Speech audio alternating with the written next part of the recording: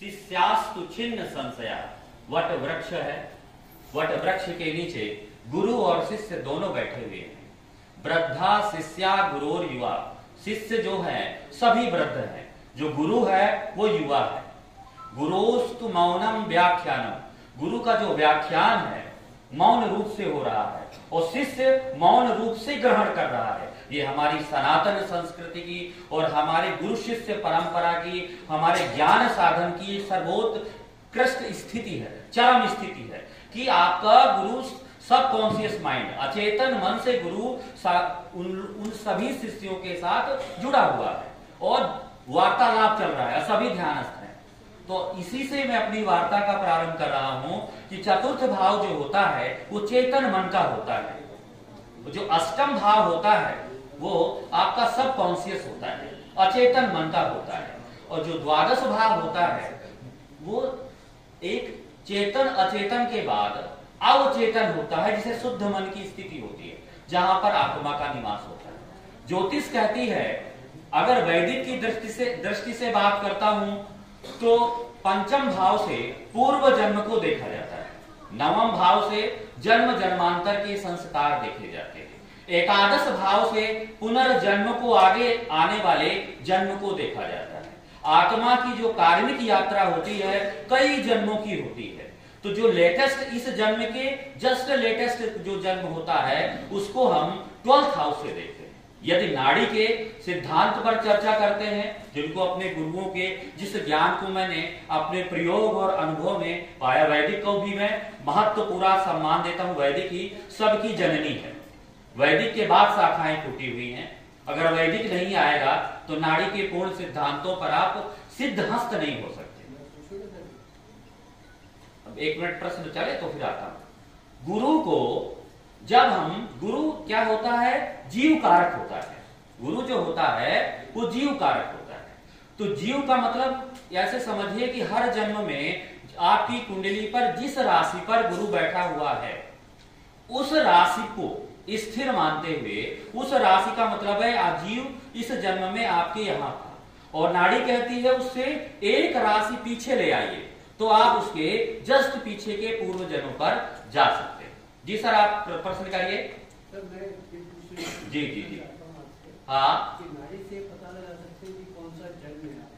जी जी, अभी विषय प्रारंभ कर रहे हैं तो अतार्किक बात है कि नाड़ी से, कि ज्योतिष की एक सीमा है।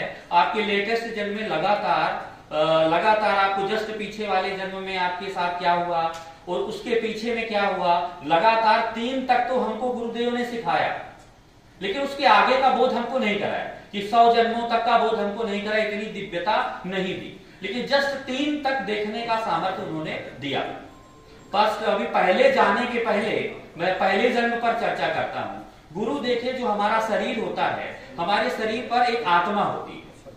आत्मा का कारक सूर्य होता है, जीव का कारक गुरु होता है। जीव और आत्मा जब सूर्य और गुरु एक साथ मिल जाते हैं तब जीवात्मा हो जाती है, और जीवात्मा प्रारब्ध कर्मों के अनुसार अपने जन्म को धारण करती है। प्रारब्ध पहले रचा जाता है, उसके बाद शरीर बनता है। तो पंचम भाव काल पुरुष की कुंडली का जो होता है वो सूर्य होता है, सूर्य आत्मा का कारक और गुरु जीव का कारक, और लग्न भाव जो होता है मंगल देह का कारक, फिर बाकी तत्व आ जाते हैं। तो इस तरह जब जीव आत्मा, जब तक जीव और आत्मा साथ है तब तक आपका जो, इसी को आप सूक्ष्म शरीर कहते हैं, ये शरीर छूट जाता है। लेकिन इसके बाद जो अगला शरीर, लेकिन हमारे अंदर जैसे कंप्यूटर में हार्ड डिस्क होती है, दूसरे कंप्यूटर में शुरू करेंगे तो फिर वही फिल्म चलने लगती है। तो जन्म जन्मांतर के जो संस्कार हैं वो जीव तत्व पर होता है। जीव तत्व को ऐसे समझ लीजिए, आम की गुठली को देखिए, अगर आम की गुठली को आप बो दीजिए तो बो देते हैं तो उससे आम का पेड़ आ जाता है। अगर आम की गुठली के अंदर जो जीव तत्व होता है, उसके अंदर जो छोटा सा बीज होता है, उसको आप आटे की जैसे घिस दीजिए, उसके बाद जमीन में बो दीजिए, क्या उग जाएगा? क्या, क्योंकि उसके अंदर का जो सूक्ष्म शरीर है वो नष्ट हो गया। और जिस दिन आपका सूक्ष्म शरीर नष्ट हो जाता है, आत्मा अलग हो जाती है। प्रश्न ये है कि गुरु सूर्य और मंगल, तो गुरु जीव कारक, सूर्य आत्मा कारक। गुरु को जैसे हम पीछे लाते हैं, जैसे गुरु किसी कुंडली में 9 भाव पे बैठा है, अगर उसके पूर्व जन्म में जाना है तो आपको काल्पनिक रूप से आपको गुरु को एक राशि पीछे अष्टम भाव पे ले आइए। वो वक्री है, किसी भी परिस्थिति को एक अलग परिस्थिति है, लेकिन आपको सीधा पीछे लाना है, वो पीछे से फिर वक्री माना जाएगा। तो ये कहते गुरु को एक राशि पीछे लाइए। जब आप पीछे लाते हैं तो अगर गुरु के ट्राइन पर, आपको ट्राइन देखना है, त्रिकोण देखना है, ट्राइन पर राहु और चंद्रमा का प्रभाव आ गया तो समझ लीजिए जो कर्म है ना, कर्म में आपको इस पूर्व जन्म में आपने कुछ ऐसे निंदित समाज को धोखा देने वाले कुछ ऐसे कार्य किए हैं जिससे जीवन श्रापित हुआ।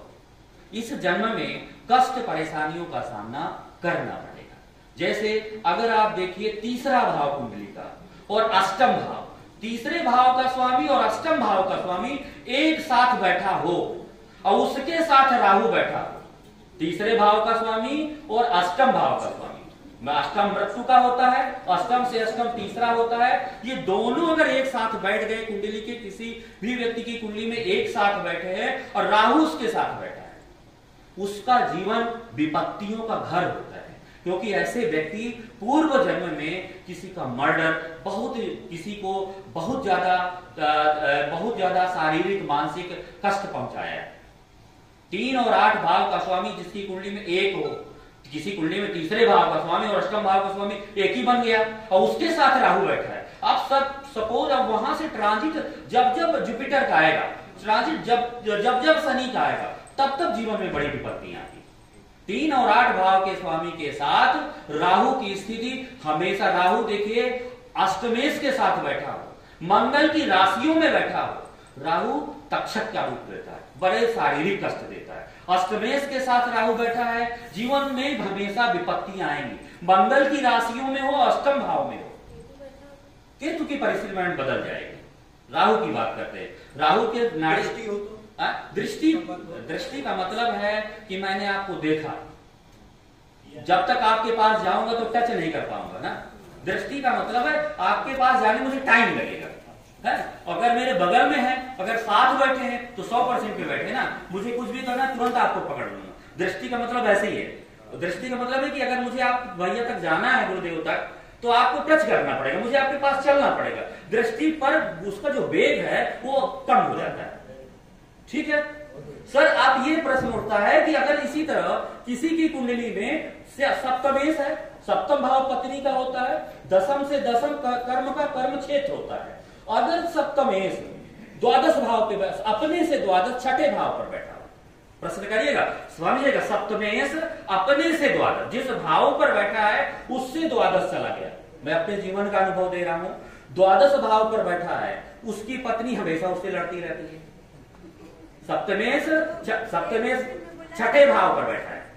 जैसे जो आप पहला वाला बोले जी, कि तीसरे आठवें का संबंध हो और मतलब तीसरा और आठवें भाव का स्वामी एक साथ बैठा और राहु बैठा हो, हाँ। ये मेरी कुंडली में योग है। हाँ। अब मेरा जीवन तो कोई अभी नहीं है ना, अभी जीवन आपका शुरुआत हुई है, जीवन ट्रांजिट का अभी नहीं है। विपत्तियों पर ऐसा नहीं है मैम, आप एक व्यक्ति पर आपको क्या परिस्थिति है। अच्छा, दूसरा जो आपने कहा कि सप्तमेश अगर छठे स्थान पे बैठा हो, तो मेरे हस्बैंड का सेम ऐसा है कि मैं सप्तमेश मैम और लोगों को भी अनुभव बता सकते हैं, और लोगों में देखिएगा अनुभव, लिख लीजिएगा, एक बार देखिएगा। देखा है बड़ा जो वैवाहिक जीवन है ना, बड़ा गड़बड़ है, बड़ा गड़बड़ है, और ट्रेवल में एक दूसरे से ट्रेवल में बहुत डिस्टेंस रहता है, गड़बड़ होता है, देखा है हमने। अब भाई कोई परिस्थिति देखिए, ज्योतिष स्वयं ज्ञान की व्यापकता है। हो सकता है आपका जो ग्रह सप्तमेश बैठा हुआ है, लेकिन दूसरा उसकी केंद्रीय राशि भी है, तो उसका मूल त्रिकोण राशि का फल दे रहा है, लेकिन जीवन की ट्रांजिट की गाड़ी जिस दिन वहां से गुजरेगी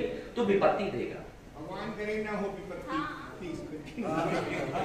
एक जी भाई, मेरा कहना नकारात्मकता बोलना नहीं है, लेकिन अगर आपको पता है कि यहाँ ब्रेक है, इन ब्रेकों पर हम सुधार कर सकते हैं, चल सकते हैं। सप्तमेश यदि द्वादश पर है तो ऋषि कहता है, अगस्त ऋषि कहते हैं कि व्यक्ति ने स्त्री का ज्यादा अपमान किया है, इस जन्म में उसे शुक्रवार के दिन स्त्री को कुछ मीठा खिलाना चाहिए, शुक्रवार के दिन गाय को कुछ खिलाना चाहिए, तो कहता है लड़ाई झगड़े कम होते हैं। और लक्ष्मी जी के मंदिर पर पोशाक चढ़ानी चाहिए, लक्ष्मी जी के मंदिर पर पोशाक, यानी सप्तमेश द्वादश पर बैठा है।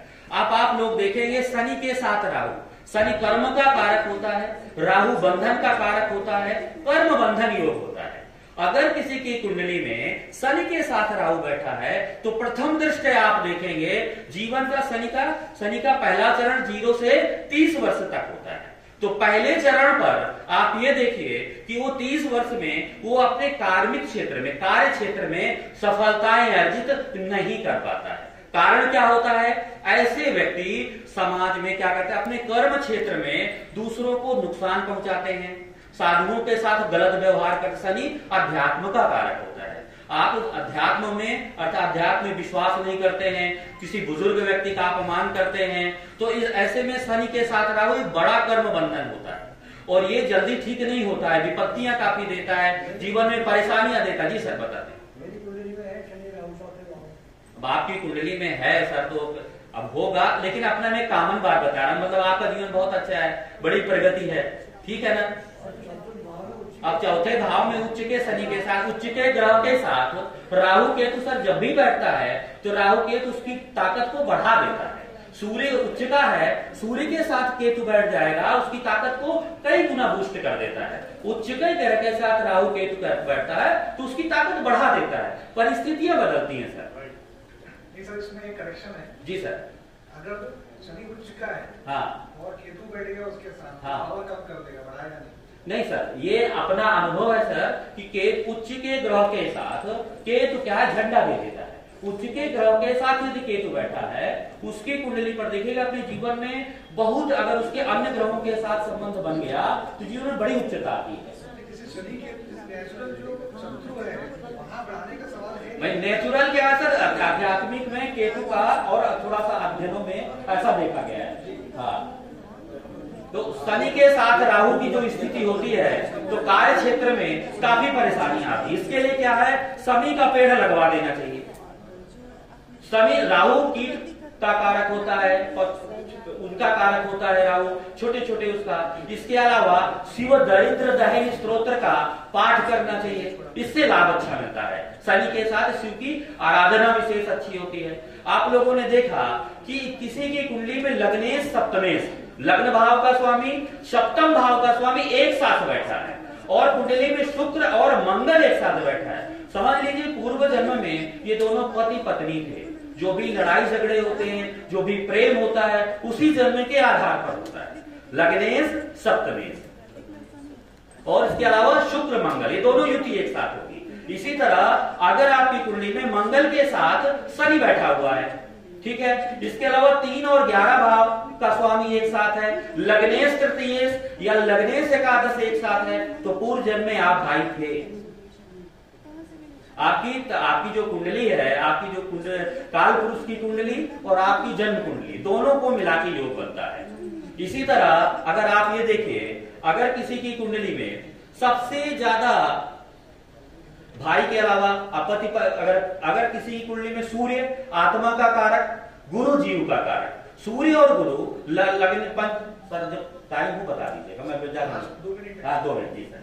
लग्नेश देखिएगा, जैसे ही आप कुंडली में देखते हैं कि सूर्य और गुरु, सूर्य क्या है, आत्मा का कारक होता है, जागृति का कारक होता है, बोध का कारक होता है। सूर्य जैसे ही जागता है तो संसार में प्रकाश आ जाता है, जब प्रकाश आ जाता है तो जागृति होने लगती है, संसार से हमारा मोह आ जाता है। और शनि क्या होता है, उसके जस्ट विपरीत होता है, वो क्या है, आंतरिक प्रकाश को देने वाला होता है। तो सूर्य के साथ जब भी गुरु बैठता है, गुरु जीवात्मा, जीव होता है, जीवात्मा योग बनता है। पूर्व जन्म में ये व्यक्ति आपके परिवार का सदस्य था, दोबारा इस जन्म में ले रहा है, आज जन्म लेके आ रहा है अपने अधूरे काम को पूरा करने का। ऐसे लोग बड़े कर्तव्यनिष्ठ होते हैं, सूर्य गुरु वाले ईमानदार होते हैं और अपने जीवन में परिश्रम करते हैं, बहुत उच्चता को प्राप्त करते हैं। अगर राहु आ जाता है तो ऐसे लोग धर्म अध्यात्म के क्षेत्र में बड़ी उन्नति प्राप्त करते हैं। सभी विद्वानों का नमन करता हूँ। समय कम है इसलिए मैं अधिक समय नहीं लूंगा। बहुत धन्यवाद।